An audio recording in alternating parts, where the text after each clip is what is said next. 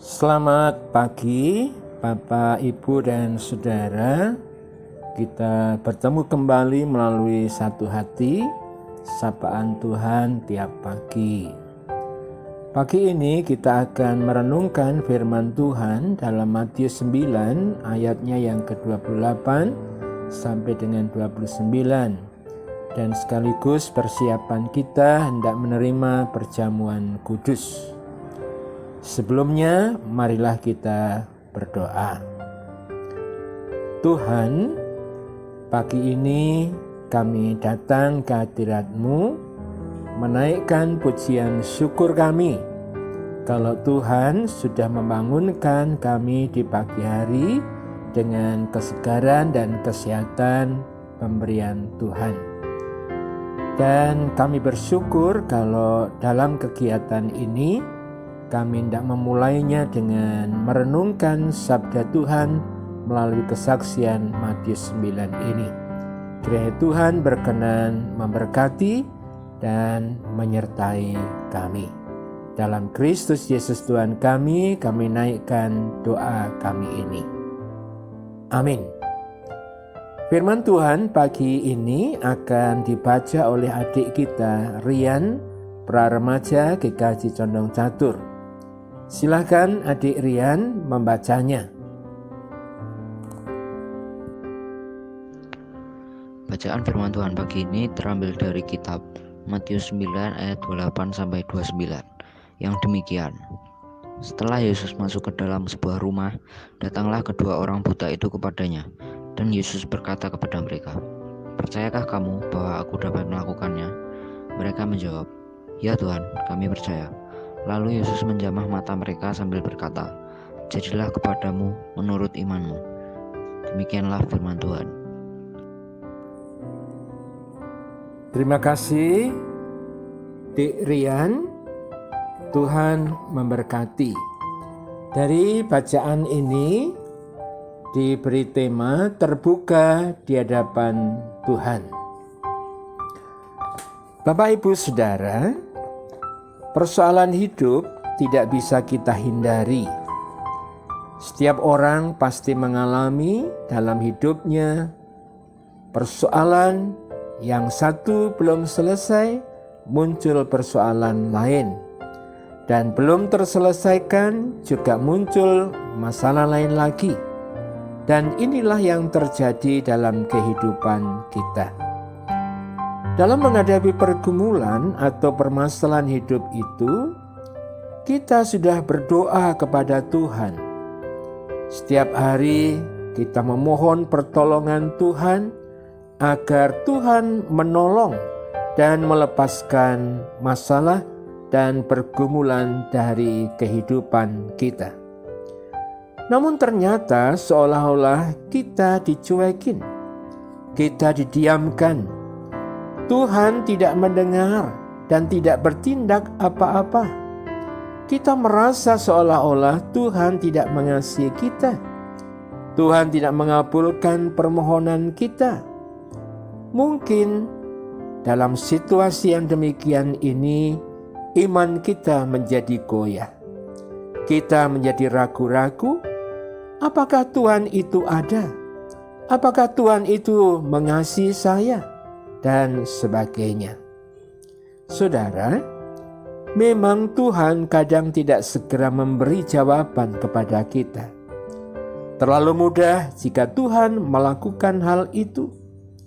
Seperti dalam bacaan kita, bagaimana dua orang buta itu mengikuti Tuhan Yesus dan berseru-seru, "Kasihanilah kami, hai anak Daud." Kita di sini bisa membayangkan di dalam kehidupan kita bahwa Yesus sedang berjalan, kemudian dua orang buta mengikuti Dia dan berseru-seru, "Kasihanilah kami, hai anak Daud." Mereka berteriak-teriak sepanjang perjalanan. Yesus sepertinya tidak mendengar dan tidak berbuat apa-apa. Itu sebabnya pertolongan Tuhan tidak seketika itu juga. Dan setelah Tuhan masuk dalam rumah, datanglah kedua orang buta itu kepadanya. dan Yesus berkata kepada mereka, "Percayalah kamu bahwa aku dapat melakukannya." Di sini Tuhan menuntut kesetiaan kita. Kita berpegang pada firman Tuhan yang mengatakan demikian. Orang yang bertahan sampai kesudahannya, itulah yang akan memperoleh keselamatan. Jadi di sini sebenarnya Tuhan sedang mendidik. Tuhan sedang menguji kita agar melalui kesetiaan itu kita menjadi orang Kristen yang kuat, orang Kristen yang tangguh. Tuhan di sini bertanya kepada orang buta, "Percayakah kamu bahwa aku dapat melakukannya?" Dan kedua orang buta itu menjawab, "Ya Tuhan, kami percaya." Mereka tidak ragu-ragu berseru kepada Yesus untuk minta tolong. Permohonan yang mereka sampaikan merupakan pergumulan inti kehidupan mereka, yaitu penglihatan. Mereka tidak minta kekayaan, mereka tidak minta uang, mereka tidak minta makanan, tetapi sesuatu yang jauh lebih sulit. Matanya disembuhkan agar bisa melihat.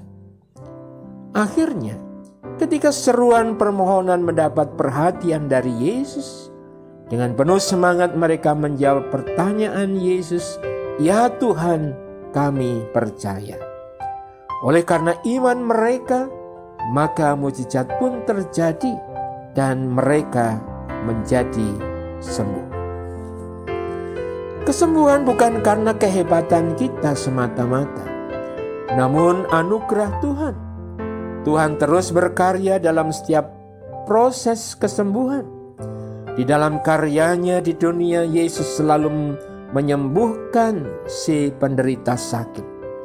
Siapapun yang disembuhkan oleh Yesus merasakan pemulihan total dan semakin percaya kepada Yesus. Tuhan Yesus juga berkarya menyembuhkan kita dari pergumulan hidup kita melawan dosa.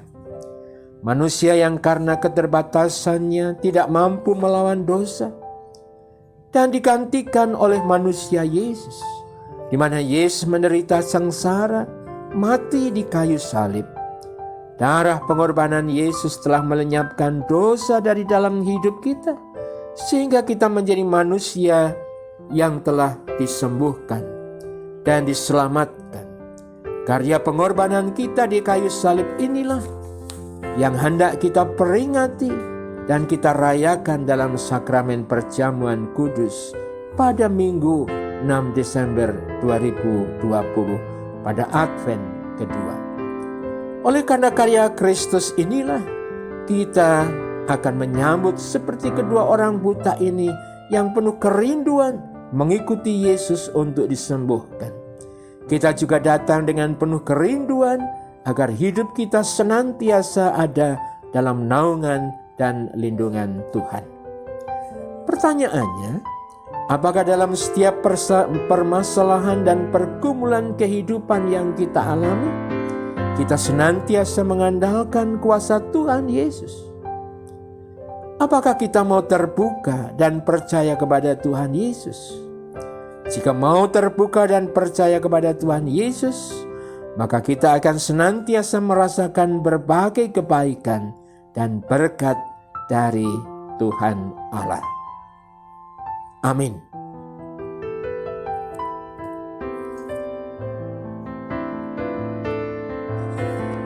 Mari kita berdoa. Tuhan, kembali kami datang ke hadirat-Mu menaikkan pujian syukur kami. Kalau Tuhan telah memberikan pengajaran yang indah melalui kehidupan kedua orang buta yang meminta tolong kepada Tuhan Yesus, dan karena imannya kemudian kedua orang buta ini disembuhkan. Kiranya pengalaman iman inilah yang juga mewarnai kami, sehingga kami juga memiliki iman yang kuat, mempunyai kesetiaan untuk senantiasa mengandalkan Tuhan Yesus di setiap kehidupan dan pergumulan hidup yang kami alami. dan kami kiranya bisa terbuka dan percaya kepada Tuhan Yesus, bahwa Tuhan Yesus sanggup menolong kami. Tuhan Yesus sanggup untuk menyembuhkan kami. Sehingga dengan iman percaya kami inilah kami akan senantiasa merasakan berbagai kebaikan dan berkat dari Tuhan Allah. Kami juga menyerahkan warga jemaat Tuhan, khususnya di GKJ Condong Catur, yang telah mempersiapkan diri dan hatinya menyambut perjamuan kudus yang Tuhan berikan buat kami. Kiranya warga jemaatmu dapat mempersiapkan diri dengan sebaik-baiknya, dan melalui persiapan yang baik ini mereka dilayakkan untuk turut serta ambil bagian di dalamnya, sehingga perjamuan kudus yang diikutinya dapat mendatangkan berkat di dalam kehidupannya sehari-hari. Demikian Bapa, doa sembahyang kami yang kami naikkan dalam nama Tuhan kami, Yesus Kristus, penyelamat kami yang hidup. Amin. Demikian Bapak dan Ibu, renungan yang kami sampaikan. Kiranya apa yang kami sampaikan ini benar-benar dapat menguatkan dan menghibur Bapak Ibu semuanya. Selamat beraktivitas, Tuhan senantiasa memberkati. Amin.